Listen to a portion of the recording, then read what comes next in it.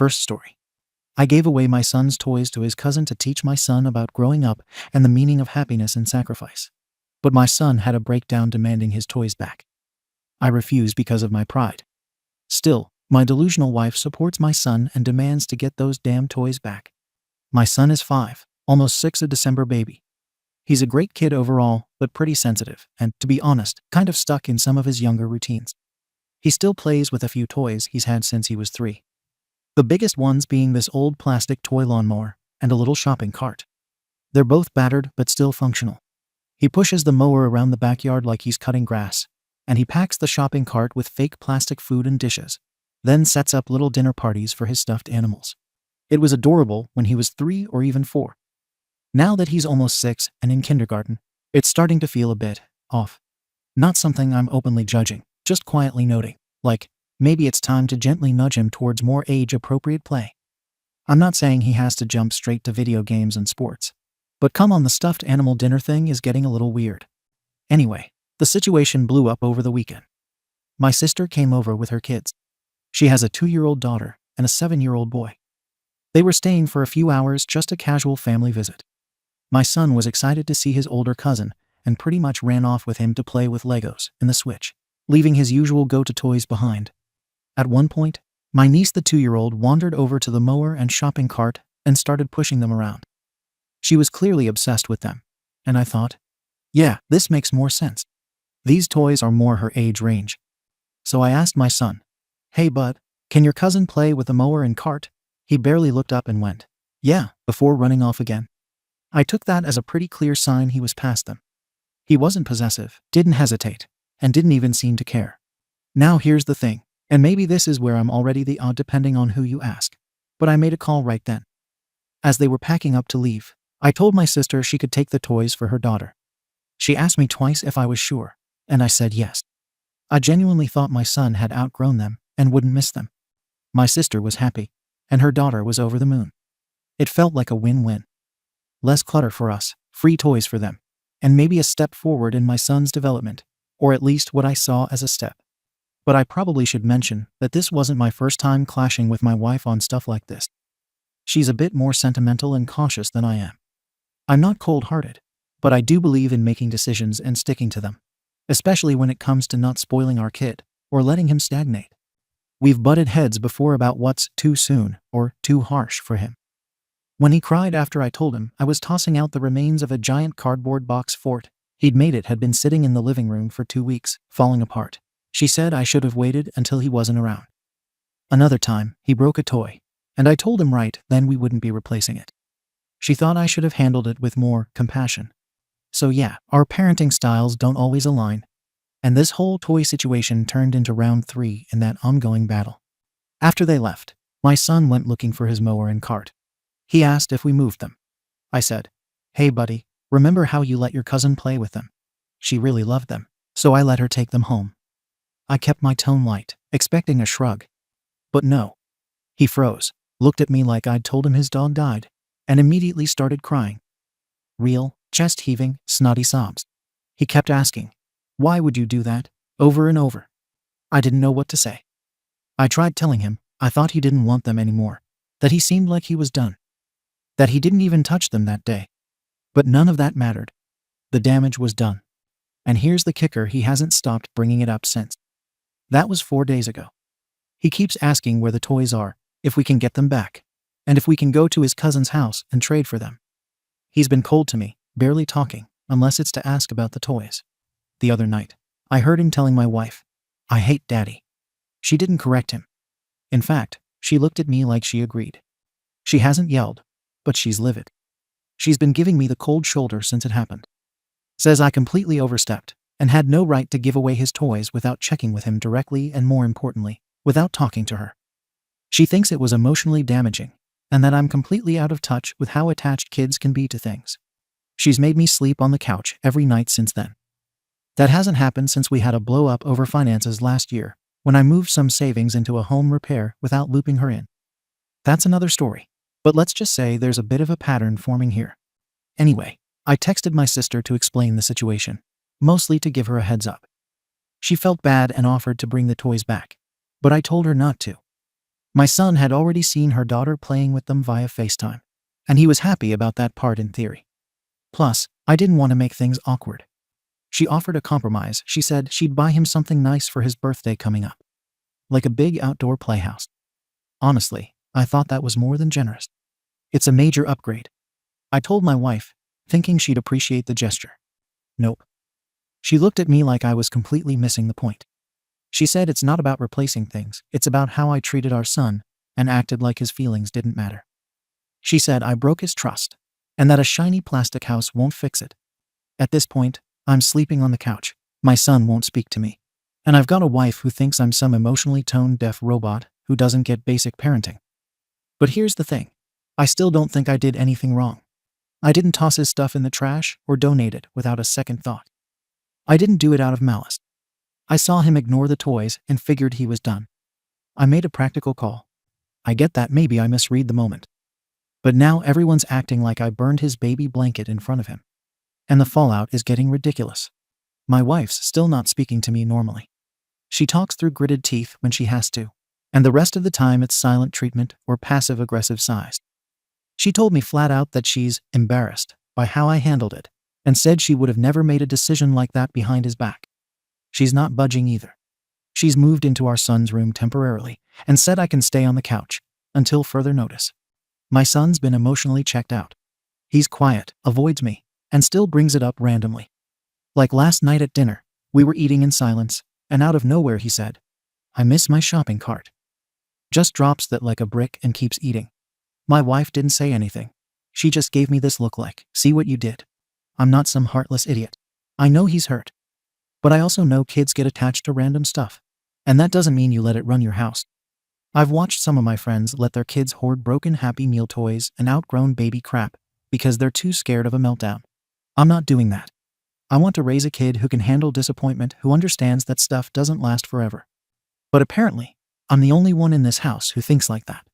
A part of me wonders if this isn't just about the toys. My wife's been extra sensitive about parenting decisions lately. A couple of months ago, we had a long argument because I told our son he couldn't go to a classmate's birthday party after he had a meltdown in school. She thought taking away a social event was too harsh. I thought it was a logical consequence. We never fully resolved that one. I think she's still carrying it. This toy thing just added fuel to it. Now she's acting like I don't get what it means to be a parent.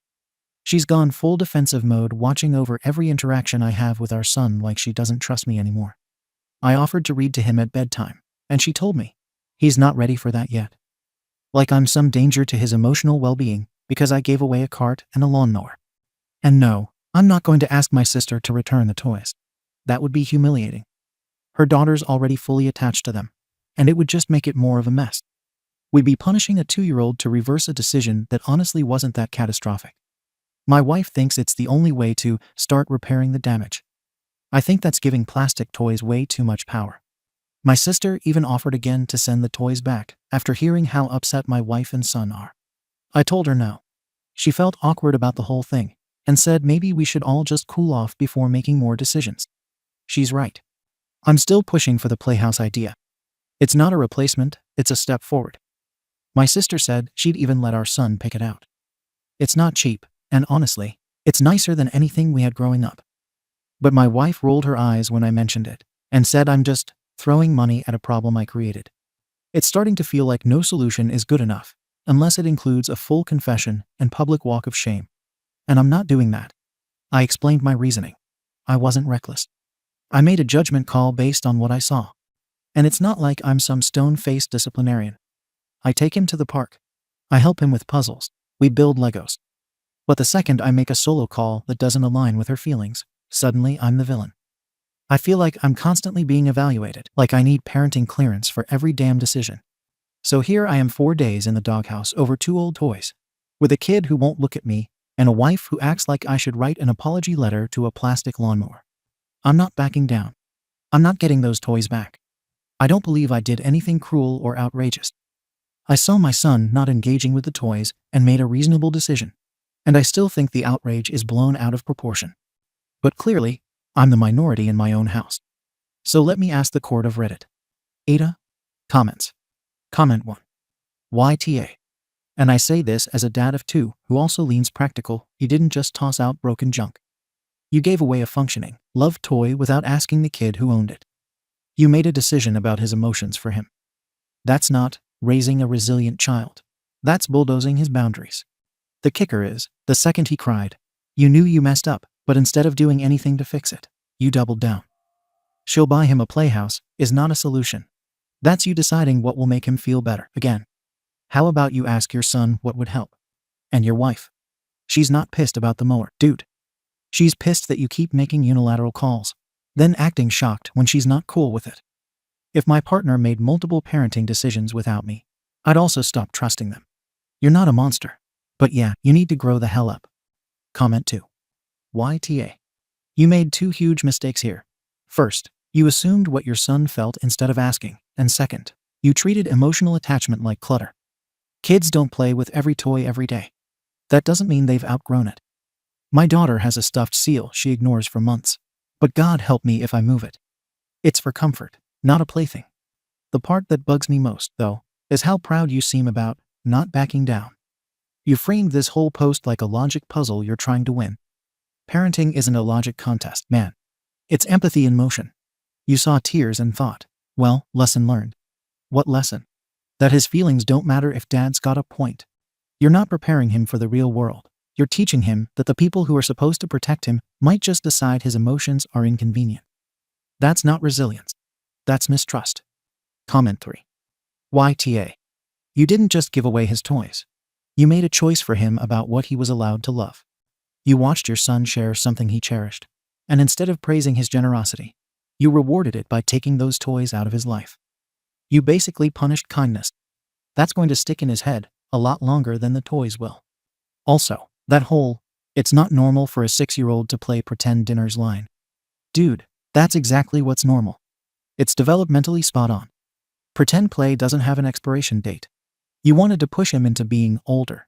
But what you really did was show him it's not safe to be sentimental around you. Your wife's reaction might feel over the top, but she's reacting to the pattern. You made a decision alone, and now you're acting like standing firm makes you strong. It doesn't.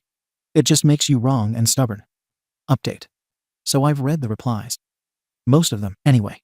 Not going to lie, some of you made fair points. Others, especially the ones acting like I traumatized my son or emotionally abandoned him, need to seriously calm the hell down.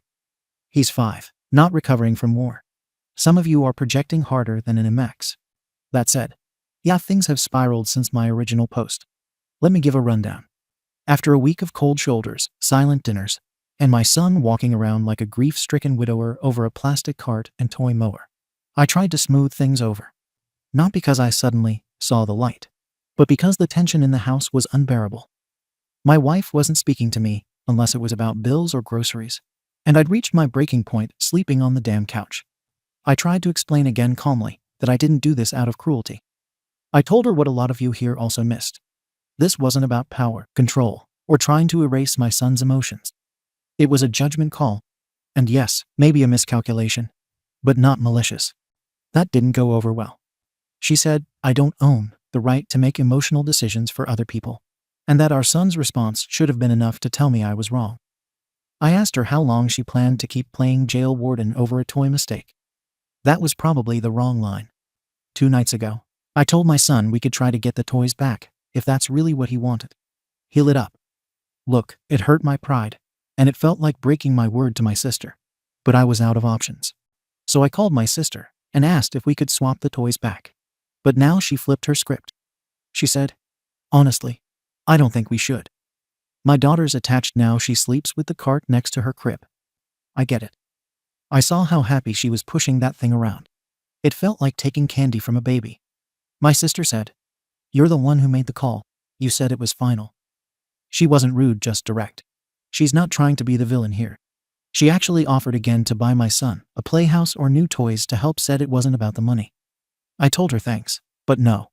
That night, I sat my son down. I explained that I asked for the toys back, but his cousin really loved them now. I told him sometimes when we give something away, it makes someone else very happy. That's part of growing up.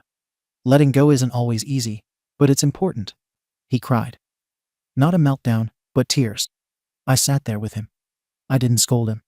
I didn't say, be a man, or any of that crap some of you accused me of. I just told him I understood that it was okay to be sad, but that we had to move forward. Since then, he started hoarding things. At first, it was subtle, hiding small toys under his bed, insisting certain things can't be touched, even when no one was near them. Yesterday, I found his shoes stuffed with Legos. Today, he told my wife not to wash his stuffed animals because Daddy might give them away. So yeah, message received loud and clear. The kid now thinks I'm some toy-snatching thief who might raid his room at any time. My wife used that to prove her point. This is why trust matters.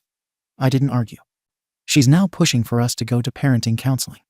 She found a co-parenting class through a local community center. Says we need to get aligned, or this kid's going to end up with a closet full of emotional protection items. I told her I'd go not because I feel like some failure, but because this is turning into a long-term resentment issue, and I'm not about to let that rot our house from the inside out. I've also started spending more focused time with my son, letting him lead play, even when it's not what I think is age appropriate. We've had a couple of stuffed animal tea parties. Do I feel ridiculous? Absolutely. But he smiled.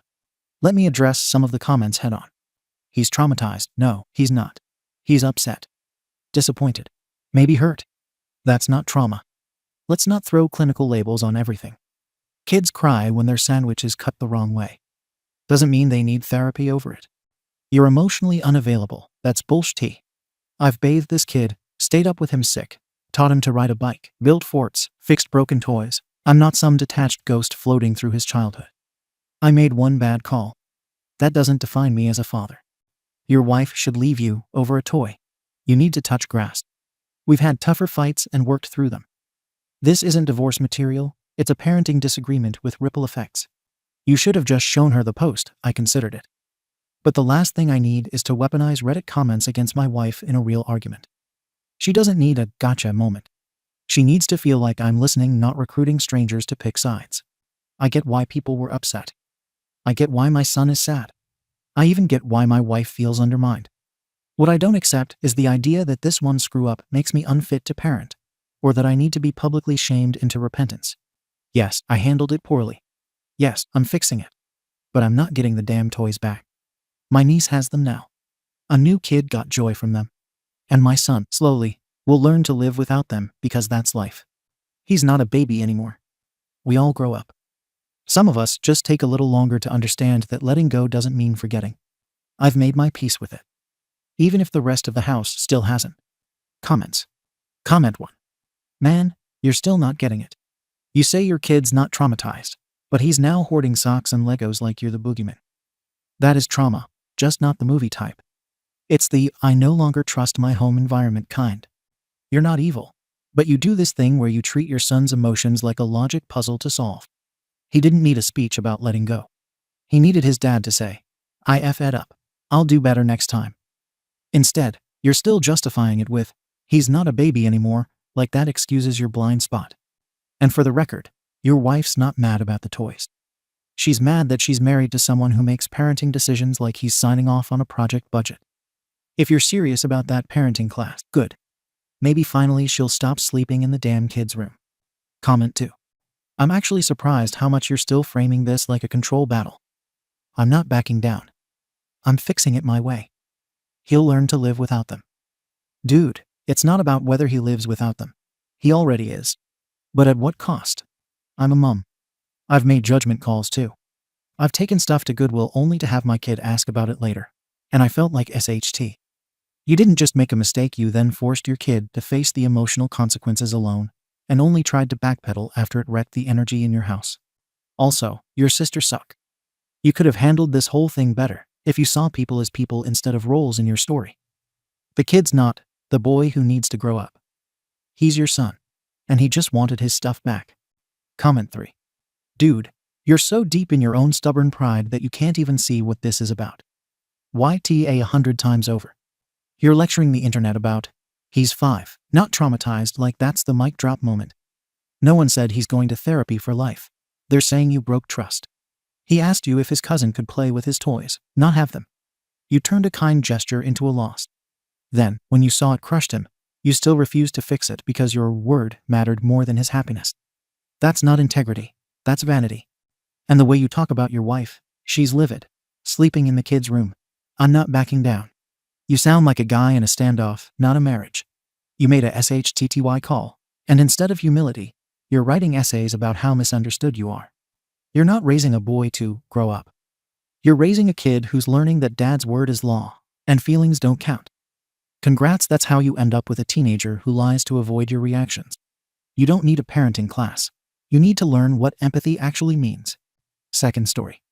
I want my son's girlfriend to join us on the Disney trip, but she wants me to get her parents' permission. But I mistakenly called the cops on them, and they think I'm racist. Hi, parenting community. I have a touchy situation that needs a perfect response. First, some background. Our family. 4 kids, 16, 14, 14, and 13. We are financially comfortable and are planning a week-long family trip to Disney in June. Girlfriend's family. From a different culture. They live in a very small house with immediate and extended family members in a bad part of town. Not my words. A police officer's words. Read on. We think she's wonderful. A smart girl, a good influence on our son, a kind and fun person, and very at ease with herself and with others. Our 16-year-old is unlikely to want to come on this trip on his own. He feels too old. Disney is for little kids. That's lots of time without friends, etc. My husband and I have invited his girlfriend to go with us. All expenses paid. If she goes, we will stay in 2 hotel rooms, a boy room and a girl room. We would love to have her along, and our son would too.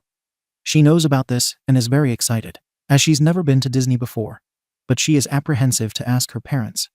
We have never met her parents, mostly because of logistical reasons. We don't live nearby, her parents work a ton, and the occasion just hasn't come up. The 2 teens have been talking for a year and hanging out for about 8 months. He spends tons of time over at her house and with her family. They know him well and apparently like him.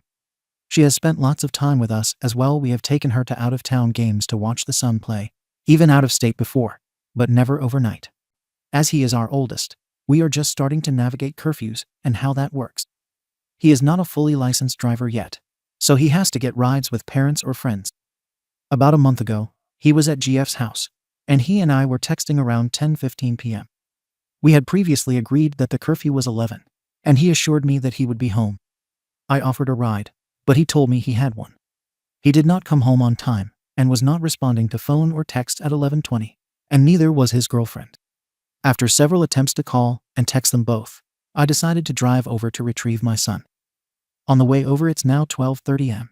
I realized that the chances of them opening their door at 12:45 am would be slim. On 2 other occasions, when I have gone over there to pick him up during the afternoons, he has not come out when I arrived, even though he knew I was waiting, and upon knocking on the door, no one would answer.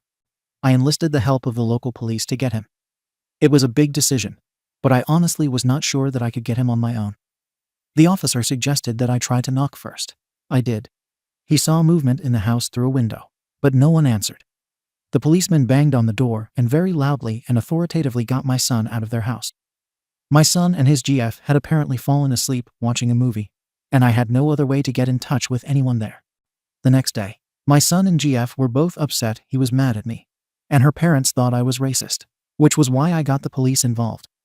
I got Mom's email and tried to explain my actions, but apparently they are still not big fans, especially her dad, which I do understand, but our family is definitely not racist. So now, we need to somehow meet the parents, which GF thinks will be part of the key to having them allow her to go. We obviously want it to be the least awkward possible. We don't want to host a dinner, for fear of them thinking we are showing off our house wealth. We thought inviting them to one of our son's games would be good, but the schedule doesn't work before we need to make the vacation reservations. We aren't especially interested in meeting for dinner out. That's a long time for small talk and seems overly formal. Do we include or not include GF and son? Other kids too? What do we do now? Comments. Commenter 1. Fast food, a coffee shop or park is probably your best bet for a low-key thing. I wouldn't bring your other kids, but your son and his GF should maybe be there, and have it somewhere where they can also go off and do something for a bit if needed. I'll be honest, I really don't think you're going to get a not awkward meeting. I would have been incredibly insulted if someone showed up with a police escort without even having tried to knock on my door. OP, that's just it. Though I had experienced them not opening the door before, and even before they knew the policeman was there. They were not opening the door that night. Commenter 1. I do understand that really. I just think from the other side, since you talk about the type of neighborhood and such, it probably seemed to them that you wanted a police escort because of the neighborhood, etc. So I would expect it to be somewhat awkward until you get the chance to explain it face to face. Yep. I knew it was not an affluent area. But I honestly didn't realize that it was a bad area either until the cop said it. He said he hoped he would never catch his own kids in that area, etc. I was kind of surprised. I'm sure the people who live there know what's up. But I really didn't do it for safety. Commenter 1. They might also be reacting with embarrassment as well. I think once you get to sit and talk about it, they will realize you definitely aren't racist. I mean, you are allowing your son to date their daughter and want to include her on a family vacation. It will probably start off a bit awkward, though. Commenter 2. If he can't be trusted to come home for curfew and come outside of a house you know he's in when you're waiting outside, how can he be trusted to meet up with you at the appointed times with his girlfriend at Disneyland? How do you know he would even stay in the resort area? I don't think having the girlfriend there would help. Commenter 3. It seems like they have a fair amount of trust and alone time in everyday life. If GF has never been to Disney, I bet she'll want to actually just stay in the park. The property is huge, and it'd be a huge hassle to go off property outside of something innocuous like downtown Disney. Parents should just hang on to the hotel keys, and they'll be good. Commenter 2. The OP had to call in the police to get her son to come out of his girlfriend's house, because it's a repeated problem for him to not come home when he says he will, or even answer the door. When you take teens to Disneyland, you need to be able to trust them to stay within the two parks or the downtown Disney area, answer phones or texts, and meet up on occasion. It doesn't sound like he has enough empathy for his parents' concern about his well-being or respect for them to do that. He won't even answer a door that his mom is knocking on. Why should the girl's parents trust them to keep their girl safe if they have to involve the police just to get their own kid to come home at night? Are they going to call the police when they're at Disney and the kids don't answer their phones? Commenter 4. I don't know when your trip is, but I would try to get to know the parents more than just a coffee chat before you go. Think about it. They know your son, but they don't know you or your family except for one unhappy experience. Maybe have your son and girlfriend hang out at your house more often so they know she is comfortable with you all.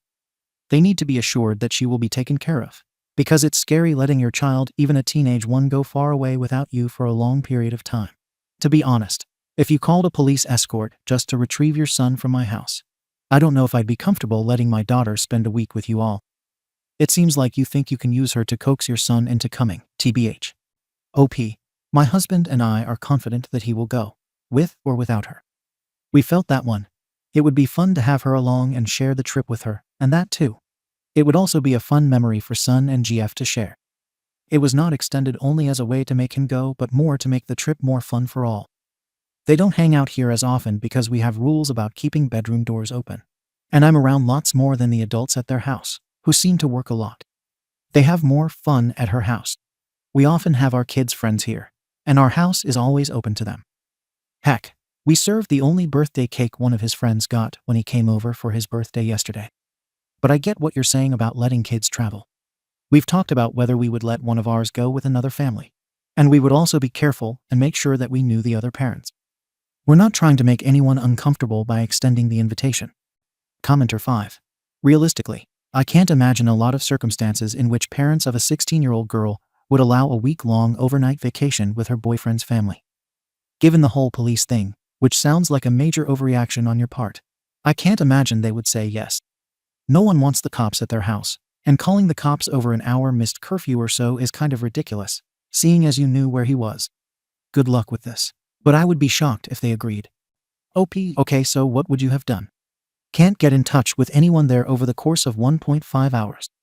Have knocked before when you knew people were there, during normal waking hours with no response at the door. It's 12:30 am. Would you have let your kid just spend the night there? That is not okay with us. Note, I did knock twice loudly at 12:30 am before the police officer got involved, and no one answered either knock. I literally could not get my son. What would you have done?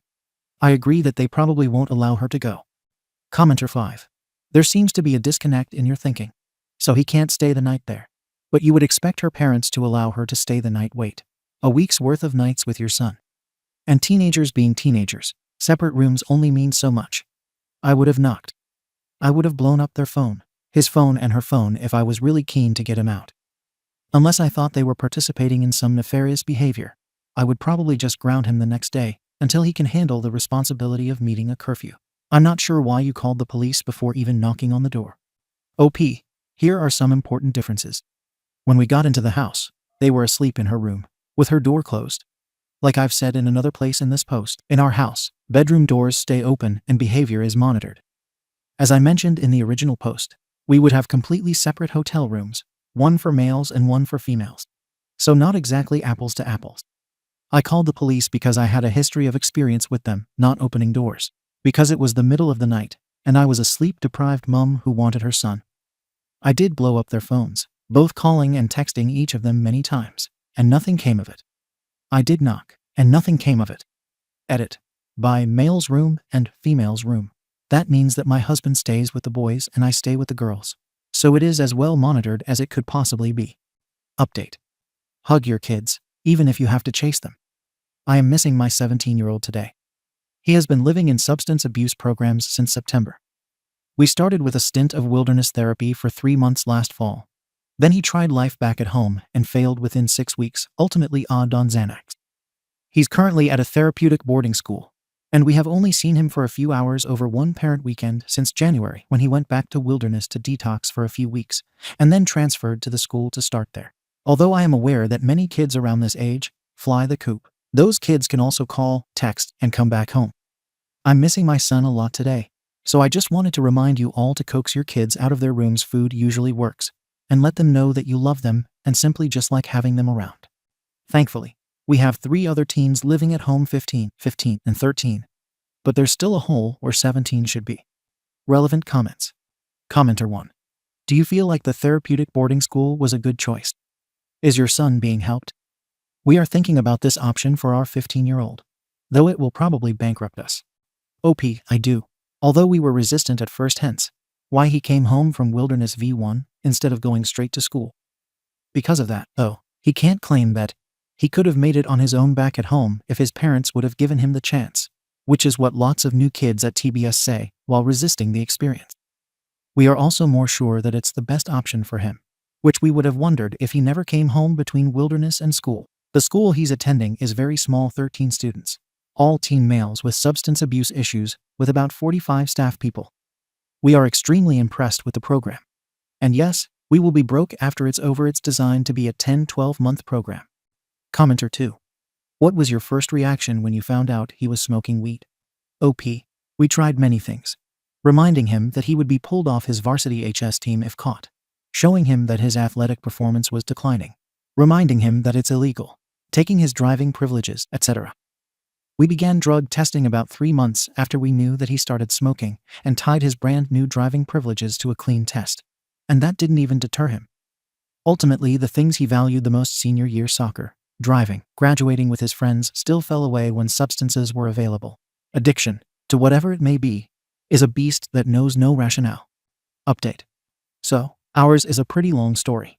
But to make it much shorter, our now 18-year-old son left our house 1 year and 8 months ago, right after turning 17, just 2 weeks into his senior year of high school, due to drug and alcohol abuse issues, behavior issues, truancy from school, etc. To literally save his life, his dad and I sent him to a series of rehab placements, including a therapeutic boarding school where he eventually finished high school and graduated.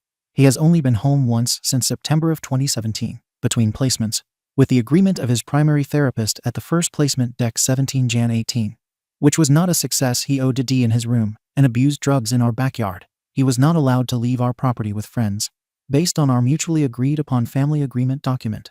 So the friends brought the SHT here. Most recently, he was kicked out of his college transitional program a couple of months ago due to sobriety issues and non-compliance with the program. At that time, we gave him 2 options.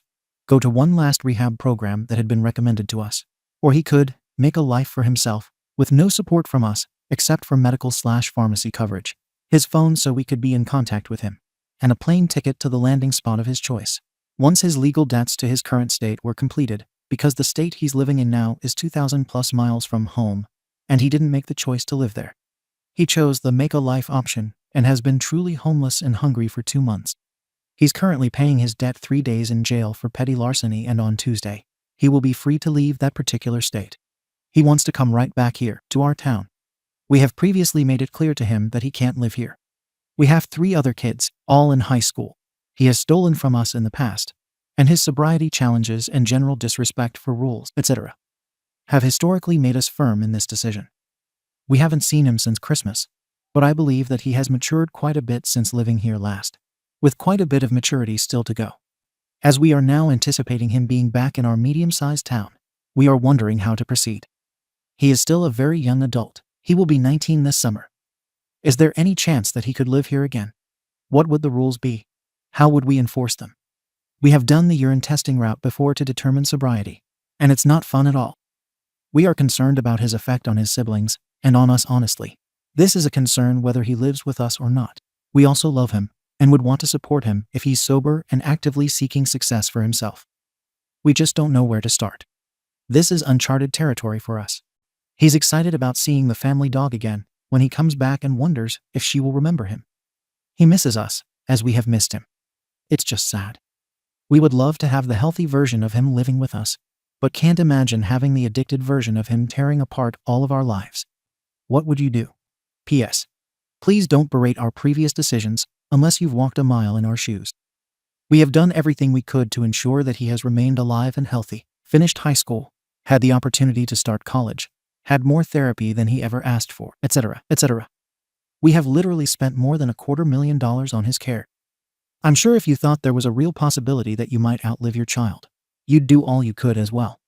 Comments. Commenter 1. I was this kid. Drugs, alcohol, behavior issues, etc. When I turned 18, my parents kicked me out, and I thank them for it. I left with 2 bags of my belongings and a wallet full of $30. I slept on a couch, a mattress on a floor with no electricity, and I did some things I wish I hadn't done to get through, but I survived. I made it. If your child will ever make something of himself, he must try. He must fall flat and get back up. He must be able to handle consequences. I'm now almost 21 and moved back in with my parents due to my little sister being unalive in a car accident. But being with my parents now and realizing the SHT I put them through and what I did was enough to put me on the right path for life. I wish you the best of luck in this situation, though, and hope you and your son will have a chance to grow. OP. I'm glad to know that you pulled yourself out of your situation. That's part of the reason we were actually okay with him being homeless for the last 2 months. He slept under bridges and hid out in sheds. His backpack and sleeping bag were stolen, and we didn't help. He was hungry, and we did not help. He finally decided yesterday that jail with a bed and 3 meals and people to talk with would be a better option than his current days and chose to check in for his 3-day sentence. I hope that his time there will be an eye-opener and a catalyst for change. I'm very sorry about your sister. Life is not fair. Comment by OP in the thread. I'm happy to share our experiences. Our oldest bio kid was diagnosed with high-functioning autism when he was 18. So many things have made sense in his life since then, and in retrospect. That diagnosis has absolutely changed our perspective on everything he does, says, and doesn't do. It explains a lot of his motivations. He's not an arse or being difficult. He's just being all he knows to be. When he was 12, and he ate the candy bar that his younger brother bought me for my birthday, he wasn't trying to hurt me or his brother. There was a candy bar in the fridge because I received it as a gift at 7am. A candy bar just sitting there. Awesome. I would suggest that you read and learn as much about autism as you can as you prepare to embark on this journey. You will probably need to be his voice when he can't speak and his advocate, particularly with the high school football coach who also happens to teach chemistry and thinks he's an arsey hole from day one. Ask me, and you'll need to know how to encourage the best from him. And OP, it's possible to be diagnosed at any age, which may be enlightening and illuminating for you too. You're awesome people for taking this on. People with autism have a really cool way of looking at the world. Comment by OP in the thread. I second the notion of keeping him away from kids in other versions of crisis. We sent our oldest son to a therapeutic boarding school. While there, the other boys made a homemade tattoo gun out of an electric razor, guitar wire, and pen ink. Almost all of the boys got tattoos in one night, some on hands. Being around other troubled kids is really not an optimal situation. They are forced to attend therapy, at least where my son was. Forced therapy obviously doesn't work. They took the kids on field trips. My son found a first aid kit on a field trip and overdosed on the drug contents while being egged on by the other boys. We spent 3 days in ICU. I would look into alternative options that don't put him around other troubled kids. These were just 2 examples of what happened at our son's school. It was $17K a month. Comment by OP in the thread, my teen is an e-girl, and it's horrible. My oldest son missed his whole senior year of high school and more due to living against his wishes in residential drug rehab programs. He is now back home with us and is thankfully healthy. One arm is covered in tattoos, some homemade, some bought for cheap and badly done. Guess what? I treasure every day that I get to tell him good morning. And those tats don't bother me a single bit, because they are here in my house and they are alive. And they're on an arm that sometimes hugs me. Back up and gain some perspective to appreciate what you have. Thank you for watching the video. If you are interested in listening to these kinds of stories, we've got more in store for you. Simply subscribe to our channel, hit the like button, and share it with your friends.